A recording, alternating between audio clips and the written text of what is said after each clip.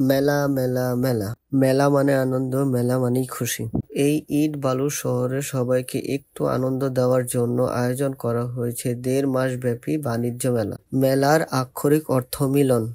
মেলা শব্দটি শোনার সাথে সাথে আমাদের মনে আনন্দের অনুভূতি হয়। শাহজাহানপুর রেলওয়ে কলোনি মৈত্রী সংঘ মাঠে এই মেলার আয়োজন করা হয়। এই মেলায় রয়েছে বিভিন্ন ধরনের দোকান ও পাশাপাশি বিনোদনের ব্যবস্থা। বাচ্চাদের জন্য রয়েছে ট্রাম্পলিং, ওয়াটার বোর্ড, আরো অনেক রাইড।